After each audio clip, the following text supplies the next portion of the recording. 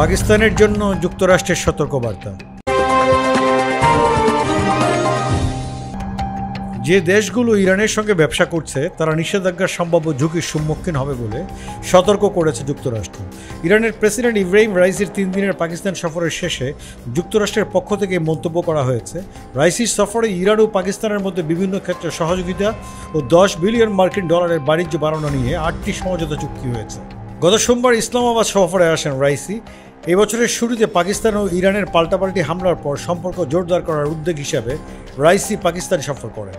গত সপ্তাহে ইরান ও ইসরায়েলের পাল্টাপাল্টি হামলার পর মধ্যপ্রাচ্যে ব্যাপক উত্তেজনার মধ্যে রাইসির এই সফর অনুষ্ঠিত হয়েছে।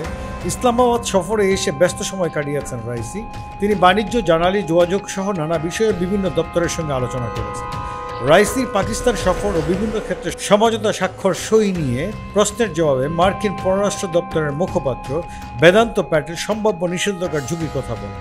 বেদান্ত প্যাটেল বলেন, আমরা ইরানের সঙ্গে ব্যবসায়িক চুক্তি বিবেচনায় নিষেধাজ্ঞার সম্ভাব্য ঝুঁকি সম্পর্কে সচেতন হওয়ার পরামর্শ দিই।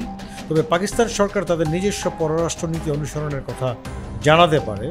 গত সপ্তাহে চীন ও বেলারুশের 3 প্রতিষ্ঠানের বিরুদ্ধে পাকিস্তানকে ক্ষেপণাস্ত্রের যন্ত্রাংশ সরবরাহ করার নিষেধাজ্ঞা বিষয়ে তিনি বলেন, এই নিষেধাজ্ঞা দেওয়া হয়েছিল কারণ তারা এমন সত্তা ছিল যারা গণবিধ্বংসী অস্ত্র বিস্তারে ভূমিকা রেখেছে।